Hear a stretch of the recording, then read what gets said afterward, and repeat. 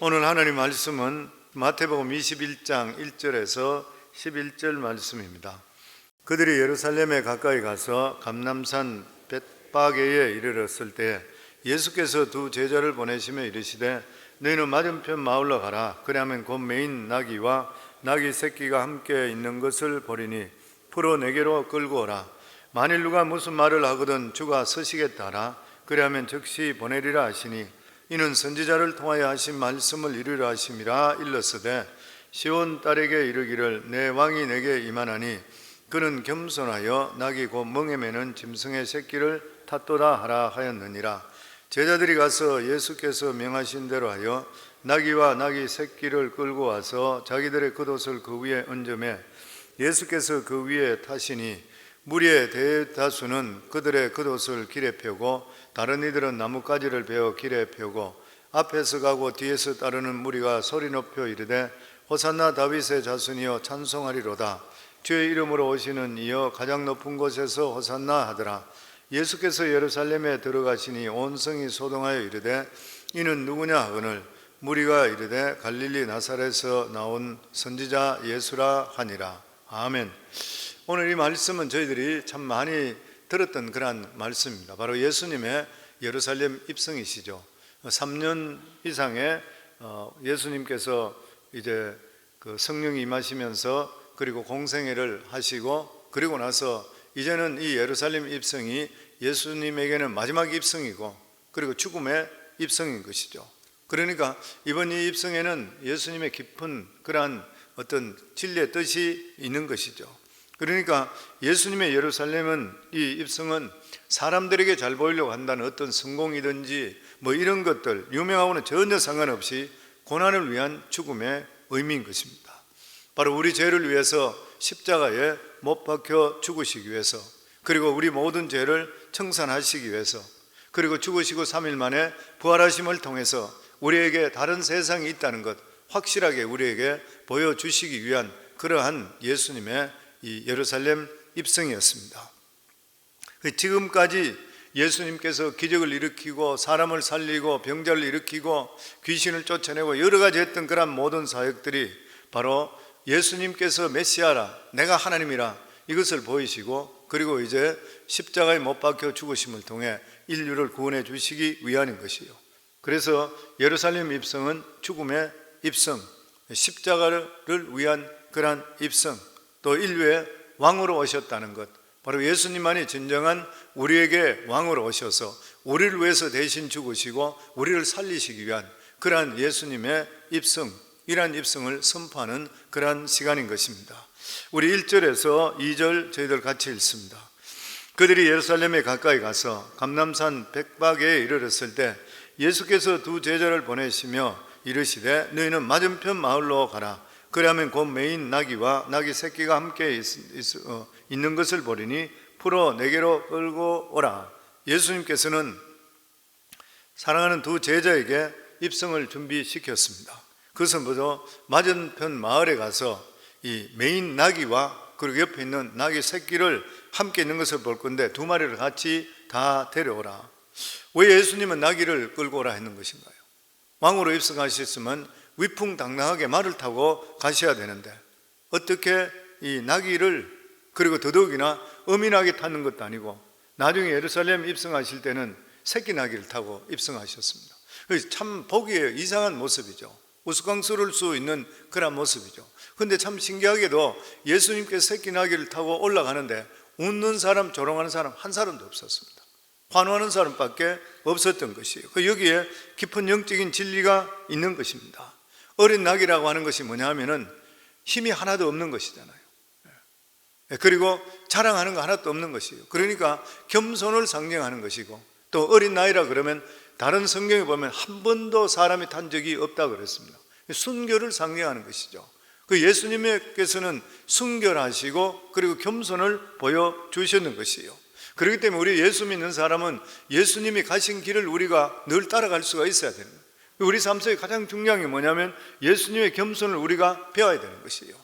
그래서 우리 자신들을 내세우지 말고 항상 우리 삶에는 예수님만 계속 자랑하시면 돼요. 우리들은 자랑할 거 없어요. 저 자신도 마찬가지고 누구든지 간에 주님만 계속적으로 자랑하시면 주님을 높이게 되어 있는 것이고, 그것이 바로 주님을 계속 높이면 우리 자신의 삶이 자연적으로 겸손한 모습으로 변화되게 되어 있다고 하는 것입니다. 사실 우리는 아무것도 아닌 것이에요. 근데 내가 뭔가 했는 것 같이 우리가 자꾸만 나타내기를 원하고 있는데, 우리 자신들은 끊임없이 자신을 쳐서 복종할 수가 있어야 하나님의 능력이 우리 속에 나타나게 되어 있는 것입니다. 근데 예수님은 제자들에게 맞은편 동네에 나귀와 나귀 새끼를 끌고 오라, 남은 물건인데 어떻게 마음대로 가져오라 할 수가 있는 것입니까? 근데 예수님은 전혀 어느 갈등 없이 가면은 나귀와 나귀 새끼 있으니 그냥 끌고 오라. 주인이 뭐라 그러면 어떡합니까? 그러니까 죽게 서시겠다 해라. 그 말씀만 그냥 하셨던 것이에요. 이 말씀을 잘못 이해하면 안 되는 것이죠.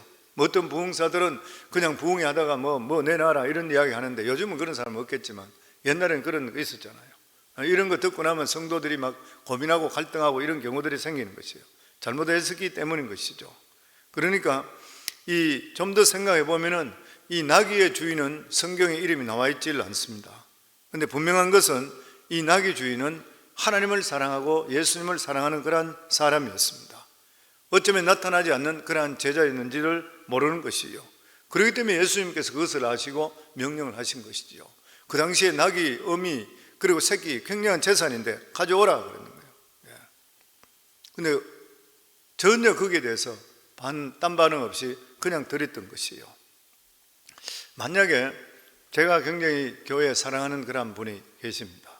근데 이분이 평소에 저에게 목사님 무엇이든지 사용하고 필요한 거 있으면 저한테 이야기해 주세요. 뭐 그렇게 이야기할 수 있잖아요. 그런데 그런 분에게 어느 날 제가 사람을 보내서 내가 뭐가 필요합니다 이렇게 했다 그러면 이분은 기쁨으로 내어줄 것인 것이에요.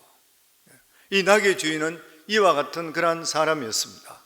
이 죽게 서시겠다 하는 책이 나온 적이 있었죠. 예전에 우리 교회도 제가 CD까지 해서 돌려드렸던 참전 화장품 우리 회장 김광석 회장, 이분 신앙 간증에 보면 불교 집안 장자로 태어나서 불도에 전념하던 그가, 약사했던 그가 조제했던 약들을 사람들이 자꾸만 달라 그러니까 약국들마다 너무 효과가 좋다고 그것을 제조해가 팔다가 정부로부터 보건관리법 위반에 걸려서 1979년도에 8억이라는 벌금을 물게 되었다 그러죠. 그 8억이 지금으로 따지면 100억 정도 된다 그래요. 그러니까 완전히 이 사람이 도산해버리고 완전히 돈도 없고 도망쳐 다녔잖아요. 완전히. 근데 인생의 막다른 골목에서 그는 하나님을 만나게 됩니다. 이 불금 있는 사람이 기도하는 가운데 갑자기 하나님을 만나게 되었던 것이에요. 그의 하나님 은혜로 화장품 사업을 하기 시작했는데, 그 과정 속에서 굉장히 많이 사업이 잘 되는데 그래도 어려움이 있는데도 불구하고 자기가 다니던 그 교회 담임 목사님이 불러서 그에게 그런 이야기 하죠. 현재 미국에 있는 풀로 신학교에 한국 학생들만 300명이나 되는데 이 학생들을 위한 카운슬러가 있어야 된다. 카운슬러 있는데 1년에 월급이 5만 불 정도 나가야 되는데 100만 불 정도를 적립해 놓으면 이자로 굴려서 이 페이를 계속적으로 해줄 수가 있게 된다. 그런데 일본 학생이 몇 명 되지도 않는데도 불구하고 이미 이 자금이 돼서 카운슬러가 있고 이런데 한국 학생은 300명이나 되는데 해주는 사람이 없어서 지금 풀로 신학교에서 요청이 왔는데 내가 기도하는 가운데 장로님 생각이 났다. 이것을 왜 기도했으면 좋겠다. 그러니까 이 김광석 이 회장이 갑자기 목사님 그 말씀을 듣는 순간에 이 마태복음 21장 2절 3절 주께서 서시겠다 해라, 이 말씀이 자기 마음속에 막 외우기 시작해요. 갑자기 그러면서 그 목사님한테 목사님 주께 서시겠다 했다니까 내 목숨도 주님 것이고 내 사업체도 주님 것인데 내가 무엇을 못하겠습니까? 이 자리에서 바로 하겠습니다. 그래서 100만 불 바로 그 자리에 내놓는 거예요. 그래서 그 목사님도 우시고 둘이 같이 붙들고 울었다는. 그리고 나서 하나님께서 이 참전 화장품을 얼마나 하나님께 축복해 주셨는지 말로 할 수 없을 뿐만 아니라, 그리고 간증하기를 지금도 새벽에 기도 재단을 쌓고 있다. 자기는 매일 새벽 재단을 쌓으면서 하나님께 감사드리는 신실한 비즈니스맨이라고 하는 것이요. 저도 우리 성광교회에 이러한 참전 화장품 김광석 장로님과 같은 이러한 분들이 많이 나올 수 있기를 주의 이름으로 축원합니다. 하나님께 서시겠다 하면은 그 사람에게 서시겠다는 이야기 했다는 자체 그 사람이 복인 것이잖아요. 아멘. 주의 것이니까 마음대로 하소서. 이러한 신앙 고백이 하나님을 영화롭게 할 수 있게 되는 것이고, 그리고 하나님께서 그 사람의 믿음을 보시고 하실 때는 이미 그 사람에게 모든 걸 예배하고 계시는 것이요. 그래서 항상 교회에서는 하나님 말씀하시면 아멘, 순종이 제일인 것이요. 아멘. 순종하시면 하나님의 능력이 우리 삶 속에 임할 줄을 믿습니다. 그리고 또한 이 나귀의 사건은 우연한 일이 아니라 바로 구약 예언의 성취인 것이죠. 구약의 스가랴는 시온에 따라 크게 기뻐할지어다, 예루살렘에 따라 즐거이 부를지어다. 보라 내 왕이 내게 임하나니 그는 공의로우며 구원을 베풀며 겸손하여 나귀를 타나니 나귀의 작은 것 곧 새끼 나귀니라. 성경에 정확하게 말씀이 나와 있는 거예요. 그러니까 나귀를 가지고 있는 것도 하나님 뜻인 것이고, 그렇다면 사업을 하는 것도 하나님의 뜻인 것이요. 우리 믿는 자들에게는 결코 우연이 없는 것입니다. 크리스천의 라이프에는 재수와는 전혀 상관이 없어요. 운명과도 전혀 상관이 없는 것이요. 크리스천의 라이프는 무엇이든지 필연이고 하나님의 선한 섭리가 있는 것이요. 그래서 내 삶 속에 어려운 일이 오면 어려운 일 가운데서 하나님의 뜻이 있고, 나를 망하게 하더라도 하나님 뜻이 있고, 나를 부하게 하는 것도 하나님 뜻이 있는 것이고, 나를 건강하게 하더라도 하나님 뜻이 있고, 그리고 내가 병든다 하더라도 다 하나님의 영광을 위해서 예비해 놓으신 것이 있는 것이요. 그래서 우리 삶 속에는 끊임없이 범사에 감사하고 기뻐하고, 그리고 하나님께 매달리는 기도하는 그러한 삶을 살아갈 수 있어야 되는 것입니다. 그리고 때가 될 때 저를 들어서 주시옵소서, 나는 주의 것입니다, 이러한 고백이 우리 삶 속에 끊임없이 나와야 돼요. 그럴 때 하나님 그 사람 들어서게 돼 있어요. 하나님 모든 걸 다 가지고 계십니다. 늘 말씀드린 대로 전 이 세상에는 하늘에 돈이 둥둥둥둥 떠다닌다 생각해요. 필요한 사람, 하나님 일 진짜 할 수 있는 사람에게 부어주시게 되는 것이에요. 하나님 무엇을 못하실 일이 뭐가 있겠습니까? 성도님, 이러한 하나님의 귀한 도구가 다 될 수 있기를 주의 이름으로 축원합니다. 우리의 인생이 긴가 같지만은 실제로 그렇게 긴 인생은 아니잖아요. 이 짧은 인생 우리가 살아가는 삶에 주를 위해서 사업하실 수 있어야 되고, 주를 위해서 공부할 수가 있어야 돼요. 우리의 헌신을 통해 하나님의 능력이 우리 속에 나타나게 되어 있는 것입니다. 그러니까 이 나귀의 주인은 스가랴 예언의 응답으로 사용하는 그러한 사람인 것이에요.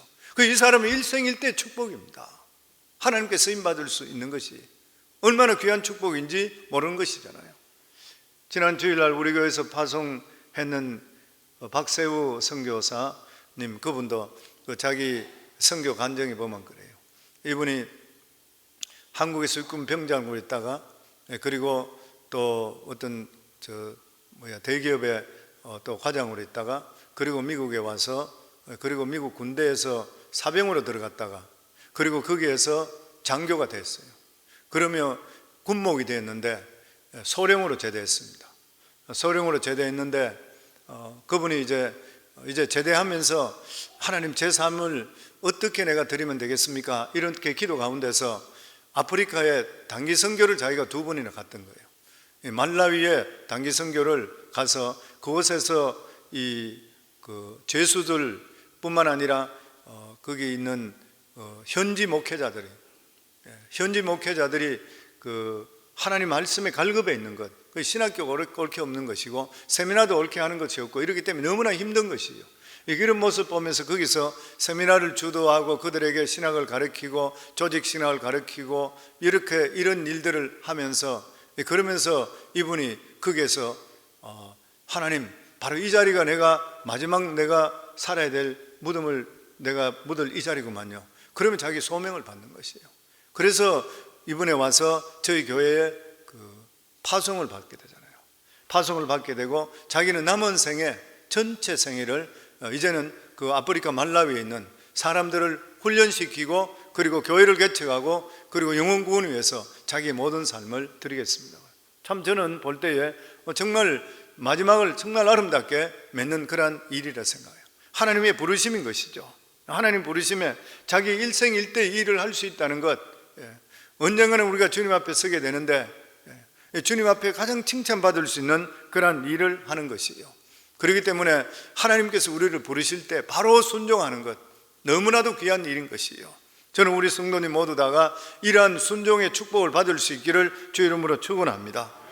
그리고 예수님을 보시게 될 때는 이 두 가지 방면으로 놀라운 지각을 보게 되는데, 첫째가 뭐냐면은 성경에 있는 말씀대로 나귀 새끼를 타고 입성한다는 말씀이 있다는 걸 아시는 것이에요. 이 말씀대로 이루는 것이죠. 다른 하나는 보면은 그 나귀가 어디 있는지 정확하게 알잖아요. 예수님은 그 정확한 시간에 물동이를 이고 가는 사람을 따라가라, 그러면 나귀가 있을 것이라, 그 정확한 시간을 아셔요. 전부 다가. 예수님은 성경에 대해서 정확하게 다 알고 계시고, 다른 한편은 이 성경이 현실과 같이 접촉해서 이루는 시점을 정확하게 아십니다. 예수님은. 그래서 우리가 알아야 될 것이 뭐냐면은 이 세상에 일어나는 모든 일들이 우리가 볼 때는 무질서하게 이루어지는 것 같지만 실제로는 하나님의 말씀대로 하나하나씩 모두 다가 이루어지고 성취되고 있다고 하는 것이에요. 요즘은 컴퓨터 과학의 발달로 인해서 아주 작은 칩 안에 굉장한 엄청난 정보를 넣을 수 있습니다. 그리고 이 칩을 통해서 기계들이 작동을 되는 것이에요. 요즘 팬데믹으로 인해서 자동차가 웃돈을 수천 불씩 더 주고 사고, 그래도 차가 부족해서 못 산다 그러는데, 가장 큰 문제가 뭐냐면 칩이 부족해서 그렇다 그러죠. 칩이 부족해서 그렇다. 요즘 자동차 안에도 인공지능이 되어 있는 것이에요. 예전부터 벌써 차가 속도를 어느 정도 내면 자동적으로 차 문이 잠기는 것들, 이런 것들. 그리고 바깥 공기가 좋지 않을 때는 자동적으로 문을 닫아주고 서큘레이션 시켜주는 것들. 그리고 요즘 차들 나오는 거 보면 이제는 뒤로 가든지 앞으로 가든지 뭐가 물체가 있다 그러면 갑자기 자동으로 그냥 스탑되는 것. 이런 거 자동차 이제 사고 같은 걸 많이 줄어들게 되는 것이죠. 이런 거 전부 칩 안에 들어있기 때문에 그렇습니다. 그리고 더욱이나 비행기의 자동 항법, 이런 장치는 거대한 비행기를 자동으로 비행하게 만들고 착륙하게 만드는 것이에요. 이 모든 것이 컴퓨터 칩 안에 내장되어 있는 것입니다. 그런데 하나님께서는 이 세상 모든 일을 하나님 말씀과 현실과 연결시켜 일어나게 하십니다. 다시 말하면 예수님께서 나귀를 타고 입성하지 않으시면 예수님께서 십자가에 죽으실 수가 없는 것이에요. 물론 제자들도 그 당시에서는 잘 몰랐었지만 나중에 이를 생각할 때 이 십자가를 전체적으로 주도하는 분이 예수 그리스도라는 것을 나중에 알게 되었던 것이에요. 그러니까 하나님께서는 모든 것을 알고 계십니다. 안고 일었음을 알고 계시요. 오늘도 새벽에 기도 누가 왔는지 알고 계시는 것이에요. 아멘. 그렇기 때문에 우리 삶에는 하나님 말씀대로 살아보시면 하나님의 능력이나 하나님의 뜻을 우리가 당연히 깨달을 수 있게 되는 것이고 체험하게 되어 있는 것이에요. 이제 제자들이 나귀를 데리고 왔습니다. 우리 7절에서 8절 말씀입니다. 나귀와 나귀 새끼를 끌고 와서 자기들의 겉옷을 그 위에 얹으매 예수께서 그 위에 펴시니 무리의 대다수는 그들의 겉옷을 길에 펴고 다른 이들은 나뭇가지를 베어 길에 펴고, 이 나귀를 데려왔는데 새끼 나귀가 돼서 안장이 없었습니다. 제자들이 자기 옷을 벗어서 나귀의 안장으로 깔아드렸던 것이에요. 이것이 바로 봉사고 헌신인 것입니다. 하나님께서는 우리 분에 넘치는 봉사와 헌신하는 것 원하시지 않으시는 것이죠. 우리가 할 수 있는 것만 최선만 다하면 돼요. 이 사람이 가지고 있던 것은 생각해 보니까 겉옷밖에 없어. 그러니까 겉옷을 옷에다가 나귀에다가 걸쳤던 것이에요. 또 사람들은 그게 없는 사람들, 그 생각이 못 미치는 사람들은 그냥 팜추리 가지를 꺾어서 길에다 폈던 것이에요. 그냥 그대로. 그러니까 우리 삶에 가장 적은 것이라도 그냥 최소만 다하면 돼요. 남에게 눈 보이려고 할 필요도 없는 것이고. 그리고 한 사람이 자기가 겉옷을 벗고 깔게 됐을 때 주위 사람들이 같이 동참하게 됩니다. 동참하게 돼요. 교회에서도 똑같습니다. 한 사람이 헌신하게 되시고 신실하게 되시면 주위 사람이 영향력을 받게 됩니다. 부정적인 사람이 문제가 되게 되면 주위 사람도 부정적이 돼요. 그런데 한 사람이 바른 믿음에 서서 바로 신앙생활을 하게 되면 주위 사람이 그걸 따라가게 되어 있는 것이에요. 그래서 우리가 교회 헌신할 때도 진실하고 성실하셔야 돼요. 교회 무슨 일 하면서 원망불평하시지 말아야 돼요. 그럼 안 하는 게 훨씬 좋아요. 자기한테도 좋고 주의를 봐서라도 좋은 것이, 하나님께서 그런 것도 받지를 않으시는 것이에요. 교회에서 평신도로 리드한 사람이 올바른 신앙을 가지고 진실하게 헌신하게 될 때는 그 사람의 영향력이 대단해집니다. 돈이 있고 없고 전혀 상관없습니다.